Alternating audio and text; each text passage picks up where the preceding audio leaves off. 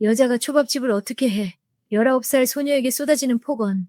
그런 지옥 속에서 그녀는 어느 초라한 노인에게 초밥을 대접했다. 그 후 그녀는 할아버지의 진짜 정체를 알게 된다. 시청 전에 채널 구독을 부탁드립니다. 여자가 초밥 따윈 쥐지 마. 이곳은 강남의 고급 초밥집 스시화. 19살 박민서는 공포에 떨고 있었다. 너 같은 애송이가 초밥을 줄 수 있을 리 없잖아. 김진우의 고성이 울려 퍼진다. 죄송합니다. 퍽. 김진우가 민서의 초밥을 바닥에 내동댕이 쳤다. 아마! 민서의 입술에서 가녀린 목소리가 새어나왔다. 여자는 얌전히 설거지나 해. 민서는 떨리는 손으로 바닥에 떨어진 초밥을 주워 올렸다. 마음을 담은 초밥을 이렇게... 죄송합니다. 깊이 고개를 숙이는 민서. 필사적으로 눈물을 참는다. 김진우는 이 가게의 실장. 거역할 수 없다. 사장님이 너무 오냐오냐 하니까 착각하는 여자가 생기는 거야. 여기서 울면 지는 거다. 아버지의 가게를 지키기 위해서라도 견뎌야만 했다. 본래 대학생이었을 민서가 초밥집에서 일하고 있는 데에는 이유가 있었다. 민서의 아버지, 박태주는 이 가게의 사장님이었던 것이다. 에도마의 스시의 전통을 지키면서도 새로운 기술을 적극적으로 도입하는 연구 열심인 장인. 솜씨는 확실해서 많은 단골 손님에게 사장님이라 불리며 사랑받았다. 민서야, 초밥이라는 건 기술만이 아니란다. 아버지는 자주 민서에게 그렇게 말했다. 손님의 미소를 떠올리면서 쥐는 그 마음이 맛에 나타나는 거야. 저도 아빠 같은 초밥 장인이 될래요. 그러냐? 그럼 열심히 연습해야겠구나. 네. 그러나 그 아버지는 석 달 전 심근경색으로 세상을 떠나고 말았다. 민서가 대학에 입학하기 사흘 전이었다. 자빠. 장례식이 끝난 후 민서는 어머니 이수진에게 말했다. 엄마, 저 대학 안 갈래요. 무슨 소리니? 민서야, 기껏 합격했는데. 하지만 저는 아버지의 가게를 지키고 싶어요. 민서의 눈은 진지했다. 아버지 같은 장인이 될 거예요. 그리하여 민서는 대학 진학을 포기하고 장인의 길로 나아갔다. 가게는 수제자인 김진우가 있게 되었다. 35살. 아버지 밑에서 10년간 수행을 쌓은 베테랑 장인. 아버지가 정해둔 것이었다. 아버지는 생전에 김진우를 높이 평가했다. 진우는 성실하고 솜씨도 확실해. 언젠가는 가게를 맡길 수 있는 남자야. 그렇게 말하며 눈을 가늘게 뜨던 아버지의 얼굴이 떠오른다. 하지만 민서만이 알고 있었다. 김진우의 또 다른 얼굴을. 아버지가 없을 때의 김진우는 마치 다른 사람이었다. 영업이 끝나고 아버지에게 초밥을 배우고 있을 때의 일이다. 아버지가 자리를 비운 순간 여자가 칼 만지지 마. 딸이라고 우쭐대지 말라고. 음험한 괴롭힘은 일상다반사였다. 일부러 민서가 준비한 재료를 떨어뜨리거나 칼을 숨기기도 했다. 하지만 아버지 앞에서는 좋은 얼굴을 하는 김진우. 그 이중적인 모습을 민서는 누구에게도 말하지 못했다. 아버지를 걱정시키고 싶지 않았기 때문이다. 그리고 지금 그 불안은 최악의 형태로 현실이 되어 있었다. 아버지가 돌아가시고 불과 일주일, 김진우는 본색을 숨기려 하지도 않았다. 오늘부터 내가 이 가게 실장이다. 내 방식대로 하겠어. 불만 있으면 그만둬. 그날부터 스시화는 급격히 변하기 시작했다. 민서에 대한 취급은 최악이었다. 어이, 화장실 청소 끝났어? 아직입니다. 지금 재료 준비? 너한테 그런 중요한 일을 맡길 수 있을 것 같아? 청소나 해. 아침 5시부터 밤 11시까지. 민서는 잡일만 해야 했다. 바닥 청소, 설거지, 쓰레기 버리기, 비품 보충, 생선을 만지는 것조차 허락되지 않았다. 사장님이 예뻐하던 딸이라고 해서 잘해줄 거라고 생각하지 마. 김진우는 민서를 내려다보며 여진 미소를 지었다. 나는 너 따위 요만큼도 인정 안 하니까. 그리고 더욱 최악의 일이 일어났다. 가게를 물려받은 지 한 달도 채 되지 않아 김진우는 아버지의 가르침을 완전히 무시하기 시작한 것이다. 이렇게 귀찮은 준비를 어떻게 해. 가장 먼저 바뀐 것은 재료 준비 방법. 사흘 걸려 숙성시키는 간장은 시판간장에 설탕과 미림을 섞었을 뿐인 가짜로. 진우 실장님, 그러면 아버지의 맛이 나지 않아요. 민서가 필사적으로 항의한다. 시끄러워. 내 방식에 이래라 저래라 하지 마. 김진우는 전혀 들으려 하지 않는다. 다시마 절임도 폐지되었다. 육수를 내는 것도 귀찮다며 화학조미료를 대량으로 사용하기 시작했다. 이러면 안 됩니다. 민서가 울면서 호소해도 김진우는 코웃음 칠 뿐. 사장님 방식은 구식이야. 요즘 시대는 효율과 비용이라고. 민서는 눈물을 참으며 아버지의 맛이 날마다 사라져가는 것을 지켜볼 수밖에 없었다. 무슨 말을 해도 들어주지 않는다. 아버지가 목숨을 걸고 지켜온 전통이 순식간에 무너져가고 있었다. 가게의 맛은 눈에 띄게 떨어졌다. 이건 단골 손님인 최 선생님이 초밥을 한 입 먹고 얼굴을 찌푸렸다. 그는 30년 이상 아버지의 초밥을 사랑해준 사람이었다. 이건 여기 맛이 아니야. 죄송합니다. 오늘 재료가. 김진우가 황급히 변명을 시작했다. 최 선생님은 깊은 슬픔을 담은 눈으로 고개를 저었다. 재료의 문제가 아니야. 마음의 문제지. 그리고 먹다 남은 초밥을 남긴 채 자리를 떴다. 다시는 오지 않을 것이다. 안녕이라는 듯 무거운 발걸음으로 떠나가는 단골 손님의 뒷모습. 그 모습을 보며 민서의 눈에서 굵은 눈물방울이 떨어졌다. 30년의 신뢰가 단 한 달 만에 무너져 내린 순간이었다. 그것을 막지 못하는 자신이 분하고 슬프고 무엇보다 한심했다. 다 내 탓이야. 김진우가 민서에게 고함을 질렀다. 여자가 주방에 서 있으니까 빨리 그만둬줘. 제발. 김진우야말로 이 가게의 마음을 죽이고 있는데도 실장이 되고 우쭐해진 김진우는 밤이 되면 을의 강남으로 술을 마시러 나가게 되었다. 고급 클럽에서 돈다발을 뿌리며 나는 고급 초밥집 실장이야 라고 자랑스럽게 이야기했다. 어이, 민서, 나는 접대 때문에 마시러 간다.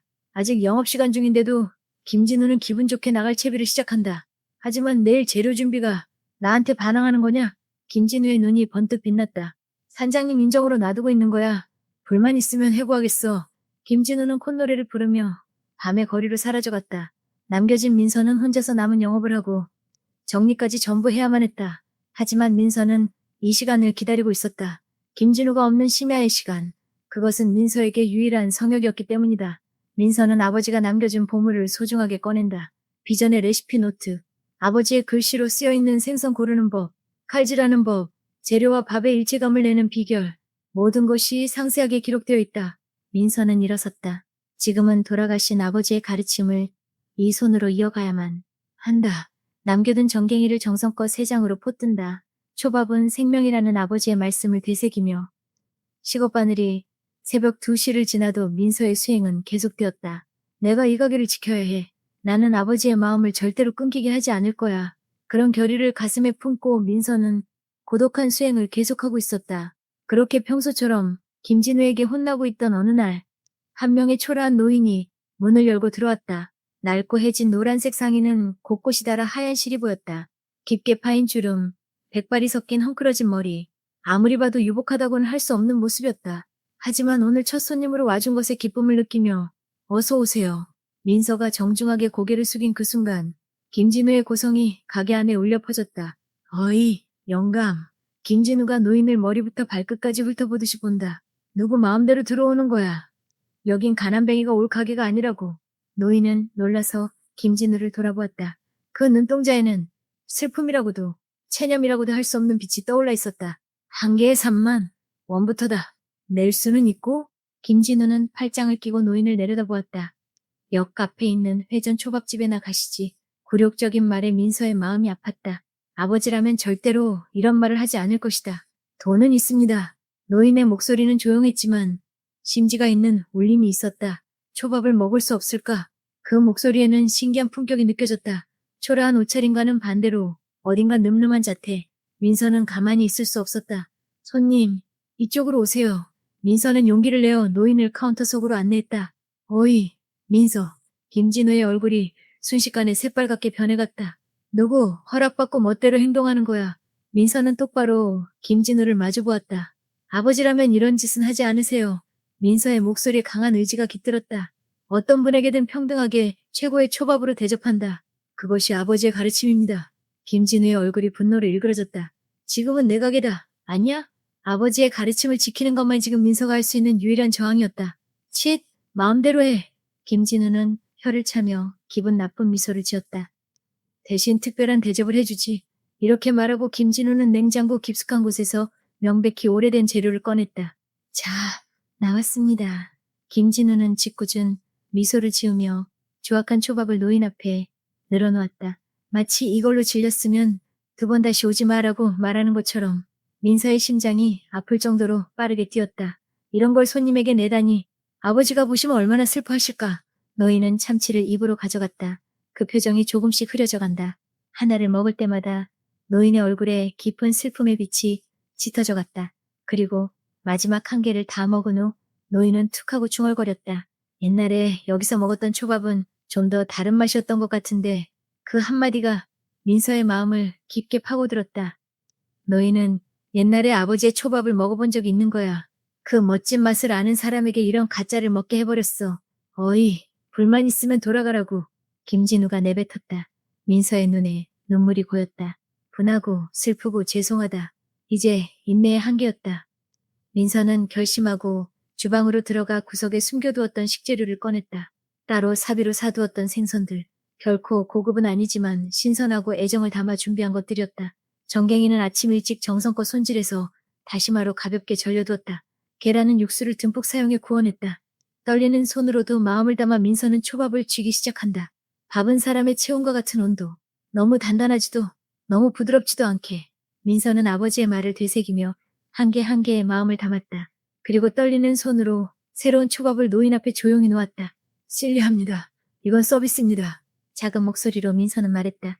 노인은 놀란 듯이 민서를 쳐다보았다. 그리고 새로운 초밥을 손에 들고 천천히 입으로 가져갔다. 다음 순간 노인의 눈에서 굵은 눈물방울이 떨어졌다. 맛있어. 떨리는 목소리로 노인은 말했다. 이거다. 이게 내가 찾던 맛이야. 노인은 눈물을 흘리며 하나하나 소중하게 맛을 음미했다. 마치 잃어버렸던 소중한 기억을 되찾는 것처럼 그 시절의 따뜻함이, 상냥함이 전부 담겨 있어. 그 말을 듣고 민서의 눈에서도 눈물이 흘렀다. 아버지의 맛을, 아버지의 마음을 조금이라도 전할 수 있었다. 그 사실이 민서의 마음을 따뜻하게 감싸주었다. 하지만 감동적인 시간은 김진우의 고함 소리로 깨졌다. 어이, 영감, 다 먹었으면 빨리 돈 내고 꺼져. 가게의 품격 떨어진다고. 김진우는 난폭하게 계산서를 노인 앞에 내던졌다. 노인은 조용히 지갑을 열고 정중하게 돈을 지불했다. 민서는 최소한의 속죄라도 하고 싶어 노인을 밖까지 배웅했다. 민서는 깊고 깊게 고개를 숙였다. 정말로 죄송했습니다. 목소리가 떨려 제대로 말이 나오지 않는다. 그런 무례한 대응을 해버려서 민서는 눈물을 참을 수 없었다. 정말로 죄송합니다. 노인은 상냥하게 미소 지었다. 달빛에 비친 그 얼굴은 매우 온화했다. 자네 이름을 물어봐도 될까? 민수입니다. 박민서라고 합니다. 노인의 얼굴에 순간 놀란 듯한 표정이 떠올랐다. 박씨라고? 설마? 네, 딸입니다. 노인은 깊게 숨을 들이마셨다. 무언가 큰 생각에 잠긴 듯했다. 그렇군. 어쩐지. 노인은 민서의 얼굴을 가만히 쳐다보았다. 자네가 쥐인 초밥에는 자네 아버지 태중군과 같은 따뜻함이 있었어. 똑바로 민서의 눈을 마주보며 말했다. 자네 덕분에 멋진 초밥을 먹을 수 있었네. 정말로 고맙네. 노인은 품에서 명함 한 장을 꺼냈다. 고급스러운 종이에 금박으로 글자가 새겨져 있었다. 나는 이 업계에서 제법 힘이 있네. 만약 자네만 괜찮다면 다른 좋은 가게를 소개해 줄 수 있는데 어떤가? 예를 들어 강남의 스시사라든가. 민서는 명함을 보고 숨을 삼켰다. 이렇게 초라한 차림의 노인이 설마 업계의 유력자라니. 게다가 강남의 스시 사는 최고급으로 유명한 초밥집이다. 하지만 민서는 한순간에 망설임도 없이 고개를 가로저었다. 감사합니다. 하지만 저에게는 이 가게를 지켜야 할 의무가 있습니다. 민서의 눈동자에는 흔들림 없는 결의가 깃들어 있었다. 아버지가 목숨을 걸고 키운 가게입니다. 비록 지금이 아무리 힘들어도 쉽게 포기할 수는 없습니다. 노인은 그 강한 눈동자를 가만히 쳐다보았다. 마치 무언가를 확인하는 것처럼. 그런가? 미소로 고개를 끄덕이며 명함을 민서의 손에 부드럽게 쥐어주었다. 훌륭한 마음가짐이야. 태중 군도 분명 기뻐하고 있을 걸세. 노인의 목소리가 밤바람을 타고 울려 퍼졌다. 하지만 만약 정말로 곤란한 일이 생기면 사양 말고 연락하게. 나와 자네 아버지는 약간의 인연이 있어서 말이지. 자세한 건 언젠가 다시 이야기하지. 그렇게 말을 남기고 노인은 밤의 어둠 속으로 사라졌다. 그 후로 하루하루 시간이 흐르면서 가게의 손님은 눈에 띄게 줄었고 평판은 비탈길을 굴러떨어지듯 나빠져갔다. 김진우가 계속하는 비용 중시의 초밥은 손님의 혀를 속일 수 없었던 것이다. 최근에 손님이 전혀 안 오네. 김진우가 짜증내며 매출 장부를 째려보았다. 지난달의 매출은 아버지가 살아계셨을 때의 절반이야. 이대로라면 가게의 존속조차 위태롭다. 젠장, 왜 이렇게 된 거야? 김진우는 장부를 책상에 내리쳤다. 모든 것은 김진우의 경영방침이 초래한 결과. 하지만 김진우는 결코 자신의 잘못을 인정하려 하지 않았다. 이것도 전부 내 탓이야. 여자 따위가 가게에 서 있으니까 손님이 도망가는 거야. 조자가 있으니까 가게 격이 떨어져. 민서는 입술을 깨물고 잠자코 견딜 수밖에 없었다.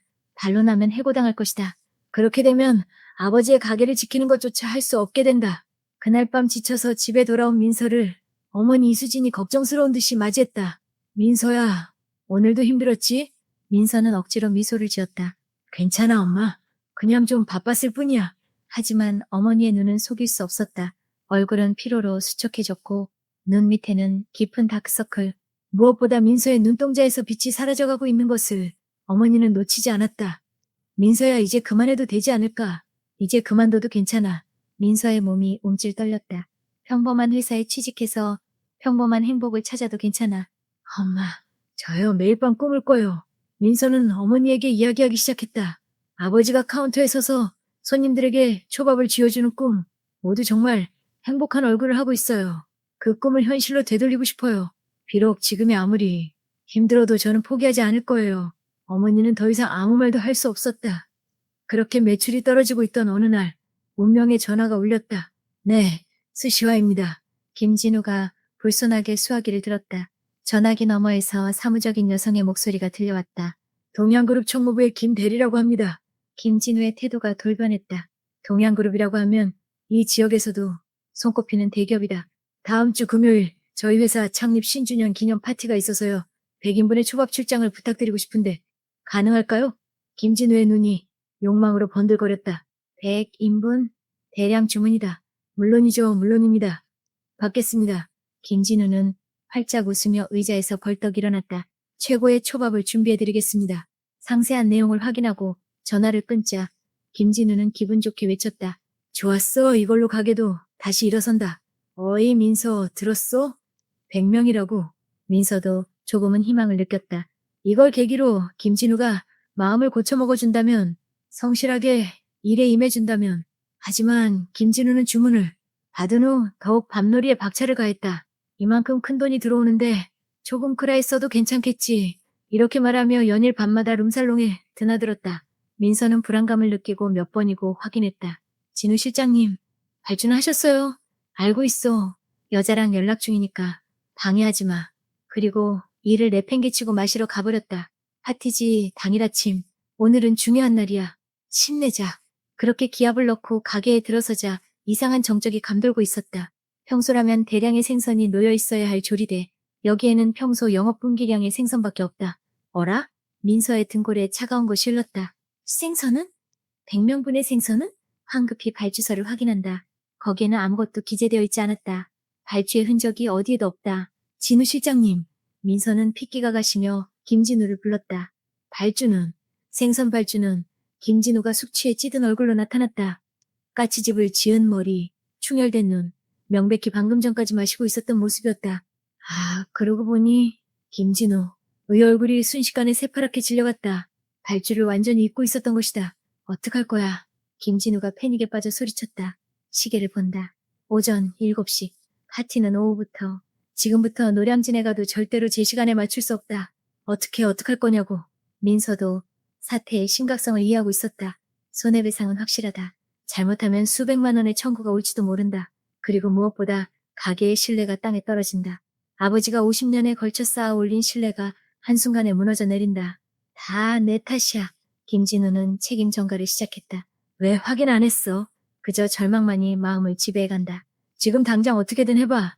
민서는 여러 곳에 전화를 걸었다. 하지만 지금부터는 좀 무리네요. 거기를 어떻게든 제 시간에 맞출 리가 없잖아요. 죄송합니다. 무리입니다. 100인분을 당일에 어떻게 제 시간에 맞출 리가 없다. 시간은 흘러간다. 이제 아무것도 할 수 없다. 떨리는 다리로 민서는 가게 안쪽으로 향했다. 재단 앞에 주저앉는다. 아버지의 영정이 부드럽게 미소 짓고 있다. 죄송해요. 아버지, 저 이 가게를 지키지 못했어요. 눈물이 멈추지 않는다. 분함, 슬픔, 죄송함, 모든 감정이 눈물이 되어 흘러나온다. 아버지가 소중히 여겼던 가게를, 아버지가 사랑했던 손님들을 전부 지키지 못했소. 민서는 소리 죽여 울었다. 이런 자신이 한심해서 견딜 수 없었다. 이제 무리야. 적어도 빨리 사죄 전화를 걸자. 그렇게 생각하고 일어선 순간 선반 위에 상자가 떨어졌다. 내용물이 바닥에 흩어진다.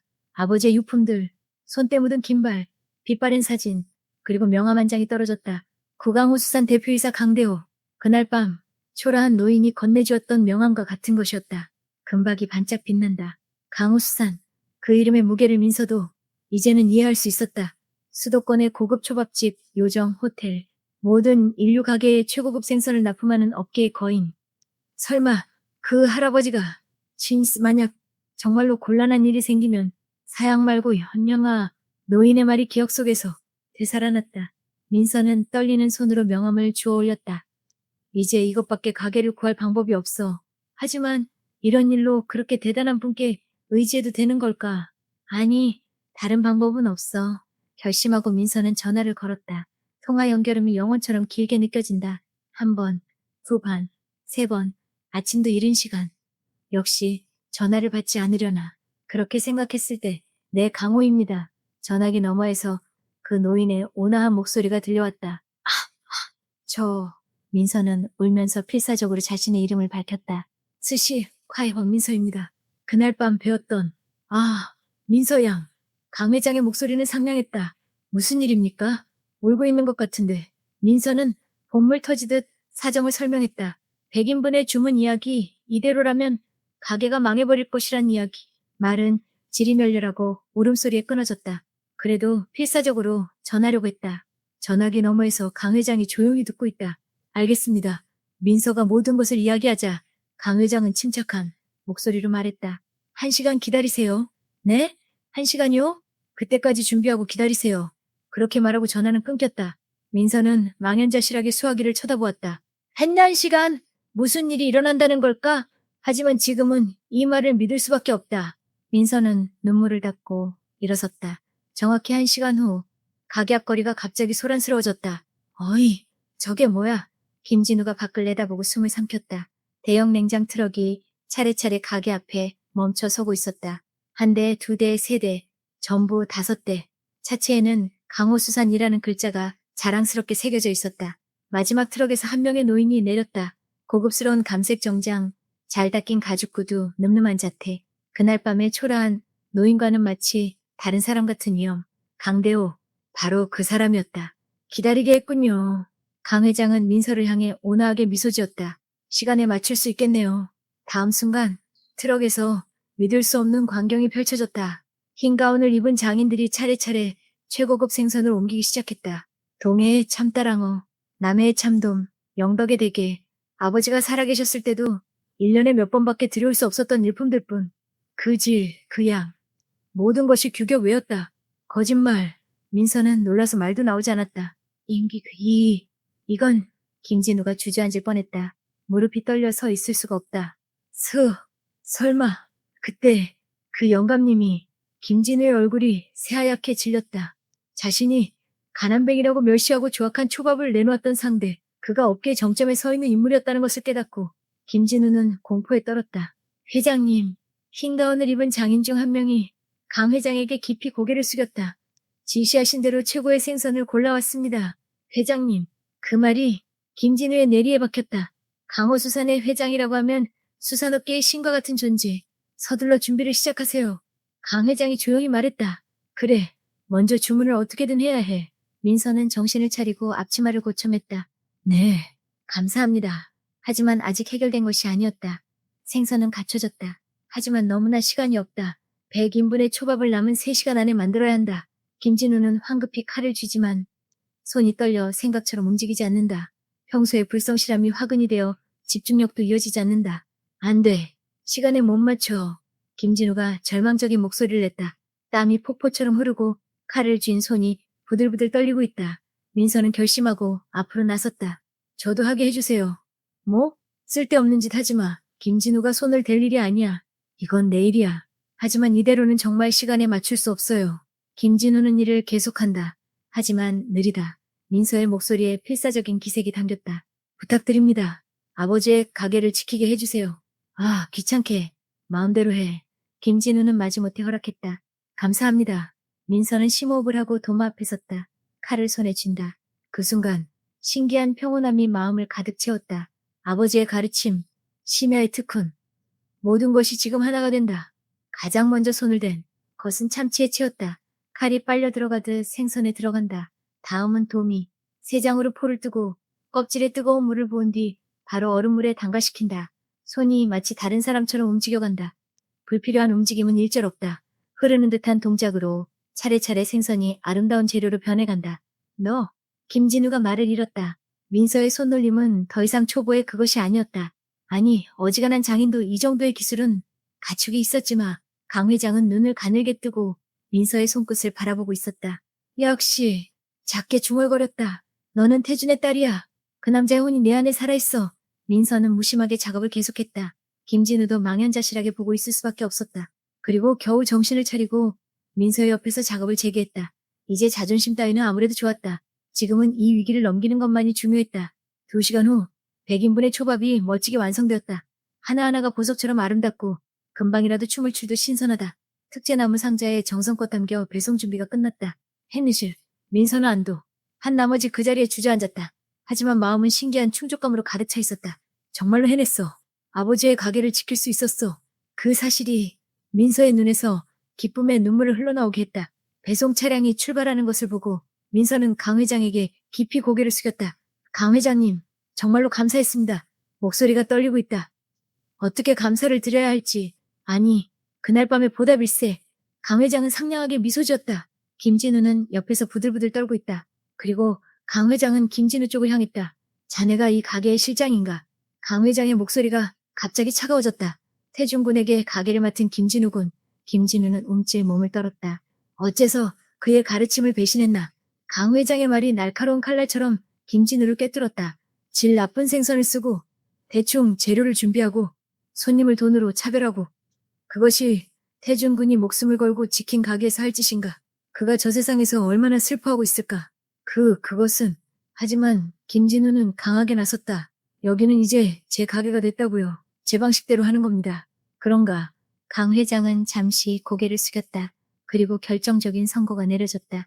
강호 수사는 앞으로 일절 이 가게에 생선을 납품하지 않겠네. 네? 민서도 놀랐다. 무슨 말씀이세요? 김진우가 떨리는 목소리로 저항했다. 아무리 회장님이라도 혼자서 강 회장은 말없이 휴대폰을 꺼내 들었다. 나다. 강 회장의 목소리가 가게 안에 울렸다. 스시, 화로의 출하를 즉시 중단해라. 이유는 나중에 말하지. 다른 도매상에게도 통보해. 이상. 전화를 끄는 순간 가게 전화가 울리기 시작했다. 김진우가 두려워하며 수화기를 들었다. 갑작스러운 이야기입니다만 이제 생선을 납품할 수 없게 되었습니다. 이어서 다른 업체에서도 전화가 들어왔다. 모두 거래 중지 연락이었다. 수화기가 김진우의 손에서 미끄러져 떨어졌다. 정말로 한순간에 모든 거래가 중단된 것이다. 이럴 수가. 이 정도의 힘이라니. 김진우는 무릎부터 무너져 내렸다. 바닥에 양손을 짚고 고개를 숙였다. 생선을 들여올 수 없으면 초밥집은 하루도 버틸 수 없다. 가게는 완전히 끝났다. 으아야! 김진우는 통곡했다. 볼품없을 정도로 아이처럼 울부짖었다. 지금까지 허세로 칠해왔던 갑옷이 소리를 내며 무너져 내린다. 가짜 실장은 이제 할 수 없다. 강 회장은 울며 무너지는 김진우를 조용히 내려다보았다. 그리고 예상 밖의 말을 꺼냈다. 하지만 자네는 그렇게까지 나쁜 사람으로는 보이지 않는군. 무슨 일이 있었나? 사실대로 이야기해보게. 김진우는 눈물로 범벅이 된 얼굴을 들었다. 이제 숨길 것은 아무것도 없었다. 자존심도 체면도 모두 산산조각났다. 지금 남아있는 것은 진심뿐. 사장님의 초밥은 너무 위대했습니다. 뒤늦은 고백이 시작되었다. 10년간 필사적으로 수행했습니다. 아침부터 밤까지 쉬지 않고. 하지만 아무리 노력해도 사장님에게는 미치지 못했어요. 김진우의 목소리가 떨렸다. 사장님의 초밥을 먹으면 모두가 미소를 짓습니다. 하지만 제 초밥은 언제나 무언가 부족했어요. 김진우는 처음으로 진정한 괴로움을 토로했다. 매일매일 사장님과 비교당하고 김진우는 무릎을 꿇었다. 이마를 바닥에 대고 목소리를 쥐어짰다. 이게 내 방식이라고. 강한 척했지만 사실은 사장님처럼 되고 싶었을 뿐인데 용서받지 못할 걸 알고 있습니다. 정말로 죄송했습니다. 정적이 가게 안을 감쌌다. 김진우의 통곡만이 작게 울리고 있다. 민서는 무릎 꿇고 있는 김진우를 가만히 바라보았다. 다양한 감정이 마음속에서 소용돌이쳤다. 이 사람 때문에 아버지의 가게가 엉망이 됐어. 이 사람 때문에 얼마나 괴로웠던가. 하지만 민서는 천천히 입을 열었다. 진우 실장님. 목소리는 조용했지만 심지가 있었다. 저는 아버지의 가게를 지키고 싶어요. 그것뿐입니다. 민서의 눈동자는 똑바로 앞을 보고 있었다. 과거의 일을 탓해도 아무것도 시작되지 않아요. 중요한 것은 앞으로 어떻게 하느냐입니다. 강 회장은 민서와 김진우를 번갈아 보았다. 그리고 의외의 사실을 밝히기 시작했다. 사실 나와 박 사장은 30년 지기 친구라네. 아니 친구라기보다 은인이라고 하는 편이 맞겠군. 강 회장은 먼 옛날을 회상하듯이 이야기하기 시작했다. 30년 전 내 회사는 도산 위기에 처해 있었네. 직원들 월급도 줄 수 없는 그런 상황이었지. 그때 태준 군이 가게로 와달라고 하더군. 강 회장의 목소리가 따뜻해졌다. 가보니 테이블 위에 봉투가 놓여 있었네. 안에는 현금으로 5천만 원. 어려울 때는 서로 돕는 거지라며 박 사장은 웃고 있었어. 민서는 놀랐다. 아버지가 그런 큰 돈을, 그 돈으로 회사는 다시 일어설 수 있었네. 그 이후로 박 사장은 나의 은인이야.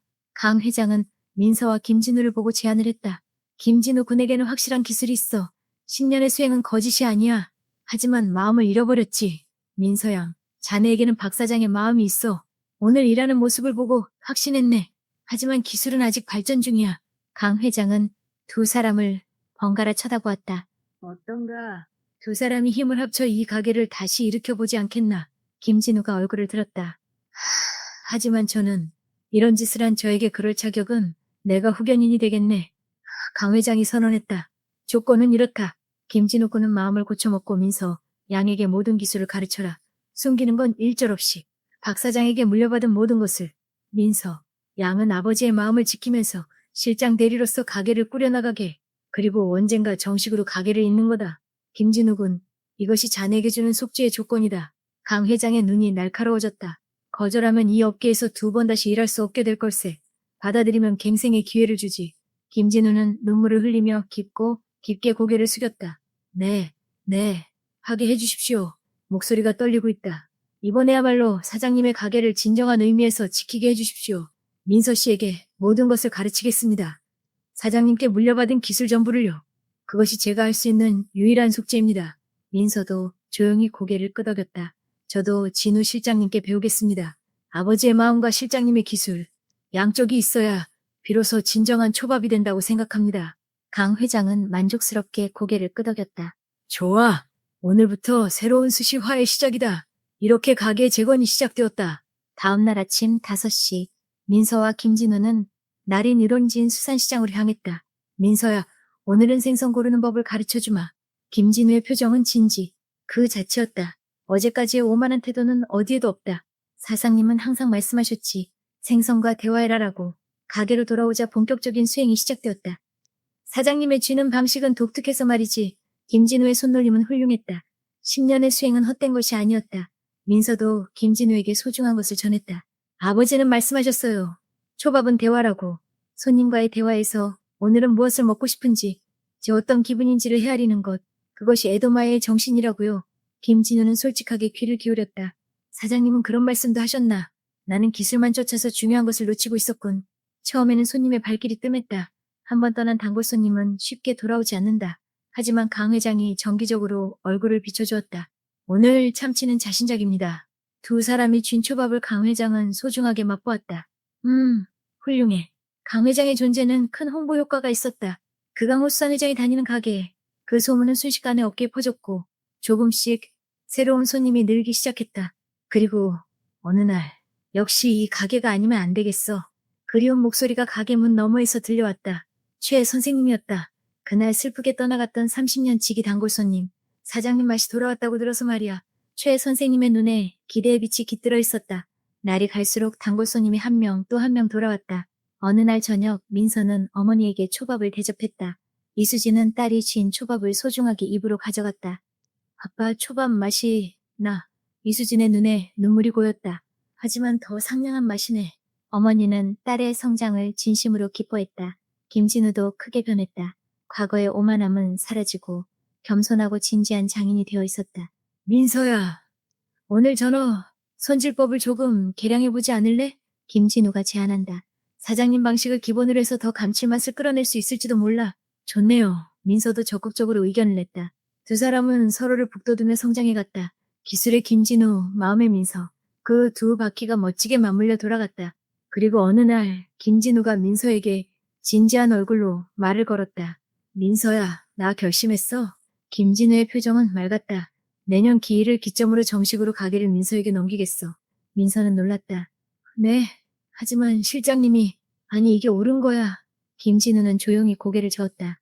삼랑님은 마음을 가진 사람에게 가게를 있게 하고 싶으셨을 거라고 생각해. 이제부터는 민서가 실장이고 나는 돕는 역할로 돌아갈게. 김진우의 눈은 똑바로 향해 있었다. 그게 나 나름의 속죄 방식이야. 민서의 눈에서 눈물이 흘렀다.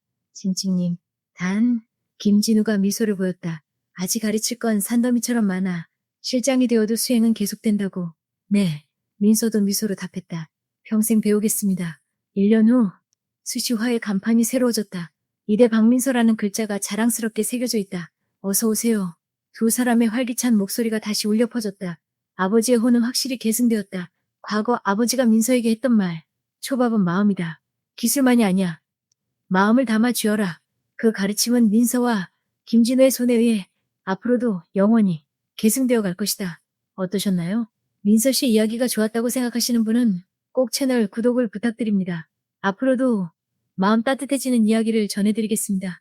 당신의 인생이 희망으로 가득하기를 바랍니다.